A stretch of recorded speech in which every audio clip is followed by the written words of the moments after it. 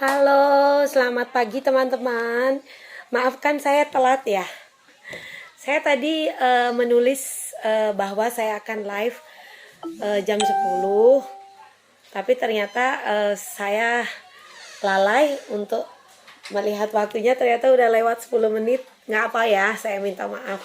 Jadi pada live kali ini saya ingin menjelaskan tentang manfaat program pemerintah dari BPJS Ketenagakerjaan. Ya, sebelumnya perkenalkan diri dulu. Saya mungkin nggak semua suka membuka timeline saya atau sudah terbiasa melihat status yang saya tulis. Saya adalah Komang Anandini, salah satu penggerak jaminan sosial negara Indonesia yang disingkat Perisai. Ya, tugas saya adalah memberikan sosialisasi tentang manfaat program dari BPJS Ketenagakerjaan. Ya, jauh sebelum ini saya adalah salah satu agen asuransi dari perusahaan multinasional di Indonesia ini, dan oleh karena suatu hal saya mengalami sakit, saya quit dari pekerjaan sebagai agen asuransi dan saya bertemu dengan seorang kepala kantor BPJS Ketenagakerjaan yang mengajak saya untuk terlibat membantu bangsa kita, negara Indonesia, membangun bangsa agar negara kita bisa menjadi negara maju, yaitu dengan persyaratan memiliki masyarakat atau warga negara yang memiliki program pensiun. Ya, jadi tujuan besar kita adalah memajukan bangsa. Bangsa kita ini mempunyai tujuan agar menjadi negara Indonesia maju. Nah, untuk menjadi Indonesia maju itu mungkin teman-teman sebagai warga negara yang pada umumnya tidak tahu bahwa persyaratannya salah satunya adalah memiliki warga negara yang memiliki program pensiun.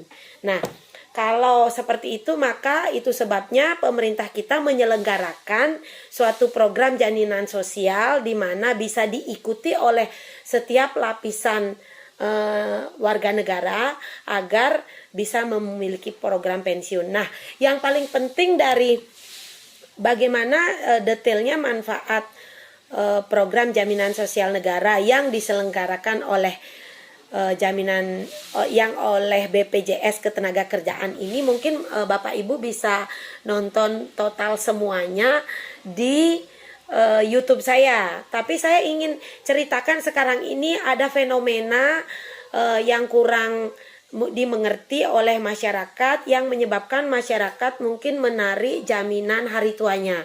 Nah, pengaruhnya apa? Begini teman-teman, jaminan sosial negara itu sudah sekarang meliputi jaminan pensiun, di mana satu manfaatnya adalah jaminan kematian, dua jaminan kecelakaan kerja, tiga jaminan hari tua, empat jaminan pensiun.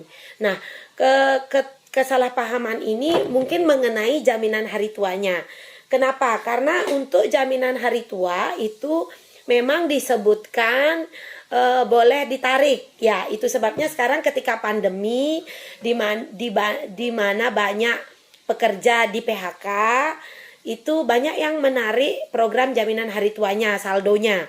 Banyak yang narik saldonya, maka terjadilah besar-besaran penarikan sampai berjuta-juta, bahkan berjuta-juta peserta.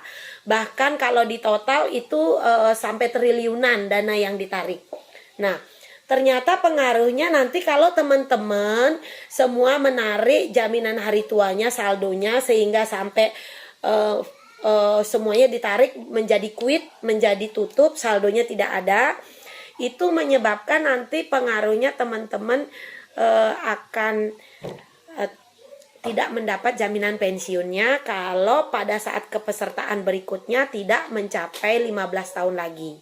Nah, untuk jaminan pensiun ini sebenarnya begini. Jadi jaminan pensiun ini memberi manfaat pada saat nanti kita usia pensiun, kita akan mendapat income bulanan. Jadi misalnya kita pensiunnya usia berapa ya? Kalau peraturan sekarang kan usia 57. Nanti di usia 57 kita akan dapat santunan bulanan seperti pegawai negeri itu. Nah, tujuan kita ikut program itu kan maunya itu. Tapi syaratnya ada beberapa. Jadi pertama, untuk mendapat jaminan sosial income bulanan itu kita harus minimum menjadi peserta dan membayar iurannya minimum 15 tahun sampai usia pensiun. Kalau nanti ternyata dari sekarang sampai usia pensiun lebih dari 15 tahun ya harus mengikuti terus. Karena selain 15 tahun, maksudnya 15 tahun itu begini. Maksudnya 15 tahun itu begini. Jadi kalau misalnya sekarang usia 57 kita pensiun, berarti peserta yang sekarang ikut di usia 42 sampai ke 57 kan masih ada tuh jarak 15 tahun. Berarti itu masih bisa mendapat jaminan pensiun gitu. Jadi kalau soal 15 tahunnya itu. Jadi kalau ternyata kita ikutnya dari usia 25 ya berarti harus ikut terus sampai di usia 57. Jadi totalnya mungkin menjadi 32 tahun gitu. Nah, tapi kalau berhenti itu bagaimana, Bu? Gitu. Tapi ada persyaratan lainnya. Kalau nanti berhenti dan ikut lagi atau melanjutkan lagi di pekerjaan baru, itu kan ceritanya ada bolong-bolong tuh nggak bayar waktu saat kita tidak bekerja. Itu diizinkan asal tidak lebih dari 20%. Jadi misalnya kita ikut nih 5 tahun bekerja di suatu perusahaan A 5 tahun, lalu berhenti kerja setahun, terus nyambung lagi di pekerjaan B, ikut lagi. Nah, bolong-bolongnya yang setahun ini tidak boleh lebih dari 20% dari masa kerja kita sampai usia pensiun. Itu syarat yang kedua. Ya. Nah, syarat yang ketiga kan kalau kita pensiun itu bisa juga bukan karena tua, bisa juga karena musibah, baik meninggal dunia maupun cacat. Nah, kalau kita terjadi resiko meninggal dunia atau cacat total tetap sehingga menyebabkan kita tidak bekerja, maka kepesertaannya minimum 1 tahun. Jadi contoh, misalnya udah jadi peserta nih setahun yang lalu, sekarang udah tahun kedua, berarti kita sudah mulai menerima manfaat pensiun jika terjadi musibah, maka keluarga kita akan menerima pensiun. Atau jika kita kecelakaan kerja sampai cacat dan tidak bisa bekerja lagi, walaupun kita tidak meninggal, maka kita akan mendapat jaminan income bulanan untuk melanjutkan hidup. Seperti itu. Nah, tapi contoh sekarang kan banyak tuh peserta yang menarik program JHT-nya. Ditarik full, misalnya saldonya 50 juta, saldonya 30 juta. Karena kebetulan sekarang pariwisata lagi nggak bagus tuh, di PHK, terus dia tarik semua jaminan hari tuanya. Itu artinya dia menutup programnya. Jadi misalnya sudah kepesertaan sekarang 5 tahun nih, karena ditarik semua, itu tidak dihitung lagi masa kepesertaannya. Sehingga kalau nanti dia bekerja lagi dan mulai lagi, harus mengikuti lagi ulang yang persyaratan 15 tahun tadi, bahwa minimum 15 tahun kepesertaan baru bisa menerima income bulanan itu.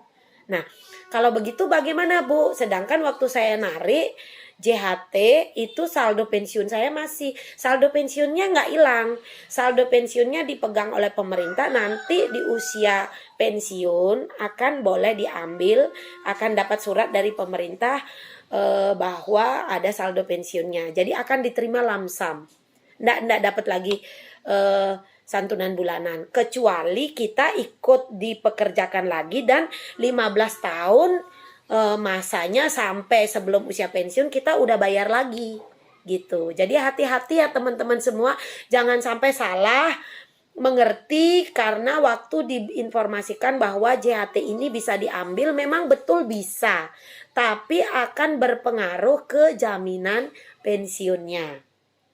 Ya, jadi teman-teman ada yang tanya tuh, masuk ke YouTube saya, pertanyaannya begini. Pertanyaannya bahwa berarti itu sebenarnya nggak terlalu penting jaminan pensiun. Kenapa nggak penting, teman-teman? Padahal kehidupan kita tuh yang paling penting apa? Paling penting jaminan kesehatan. Padahal itu sebenarnya nggak seperti itu. Seluruhnya penting. Kenapa? Memang kalau sakit besok atau hari ini bisa sakit, kita butuh biaya. Tapi hari ini meninggal juga bisa. Hari ini kecelakaan juga bisa. Berarti jaminan kecelakaan kerja, jaminan kematian, jaminan pensiun juga penting. Jadi mengenai soal pensiun itu bukan hanya tentang masa tua kita, ya. Kalau jaminan pensiun yang di BPJS Ketenagakerjaan ini bukan hanya mengenai masa tua kita, tapi juga mengenai bagaimana orang-orang yang kita tinggalkan itu bisa melanjutkan hidupnya melalui jaminan pensiun ini. Karena setelah kita menjadi kepesertaan 1 tahun, kalau terjadi musibah sama kita, keluarga kita itu selain mendapat santunan 42 juta kalau kita meninggalnya karena sakit, atau mendapat santunan 48 juta 48 kali gaji yang dilaporkan kalau kita meninggal karena kecelakaan, plus juga nanti akan mendapat gaji bulanan untuk dia melanjutkan hidupnya. Jadi jaminan pensiun itu juga bukan hanya mengenai kita tua, tapi mengenai bagaimana ahli waris kita atau anak-anak kita atau orang yang kita cintai seperti pasangan melanjutkan hidupnya. Karena kita sudah nggak ada, karena kita sudah nggak bisa hidup lagi memberi penghasilan kepada mereka.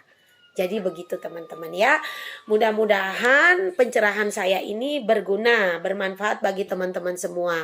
Kalau nanti ada pertanyaan bisa ketik di kolom komen atau bisa ke YouTube saya, ke channel YouTube saya. Di YouTube ketik aja Nikomang Anandini Eva. Ada di situ berbagai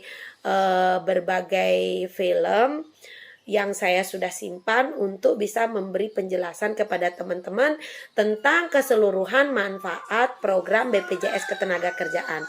Juga ada 3 paket yang bisa diikuti, yaitu paket 1, paket 2, paket 3, apa saja manfaatnya, dan termasuk juga nanti saya akan upload bagaimana cara kepesertaannya. Nah, untuk live saya kali ini saya mungkin akhiri demikian aja dulu karena saya harus berangkat. Saya ada janji dengan peserta yang lainnya.